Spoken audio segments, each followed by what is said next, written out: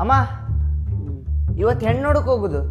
ಎಣ್ಣೆ ಹುಡುಕೆ ಎಣ್ಣೆ ಹೊಡಿಯೋಕಲ್ವೇ, ಹೆಣ್ಣು ನೋಡೋಕೆ. ಹೆಣ್ಣೋಡಕ್ಕೆ ನಿಂಗೆ ಮೊದಲೇ ಕಿವಿ ಕೇಳೋದಿಲ್ಲ. ಅಲ್ಲಿ ಹೋದಾಗ ಸುಮ್ಮನೆ ಇರಬೇಕು, ಮಧ್ಯೆ ಮಧ್ಯೆ ಮಾತಾಡಬಾರ್ದು. ಅವ್ರು ಏನೇ ಅಂದ್ರು ಹ್ಞೂ ಹ್ಞೂ ಅನ್ಕೊಂಡು ತಲೆ ಆಡಿಸ್ಬೇಕು. ಹೆಂಗೆ? ಹಾ ಮಗ, ಹೆಣ್ಣನ ಮನೇಲಿ ಯಾರ್ಯಾರಿದ್ರು? ಎಂತಕ್ಕೆ? ಹೀಗೆ ಕೇಳಿದೆ. ಹುಡುಗಿಗೆ ಅಜ್ಜ ಇದ್ದ? ಅಜ್ಜಿ ಇದ್ದ, ಹಾಂ. ಕೈಲಾಸದಲ್ಲಿ. ಆಯ್ ಯಾರಿಲ್ಲ, ಅಪ್ಪ ಮಗಳು ಇಬ್ರೇ.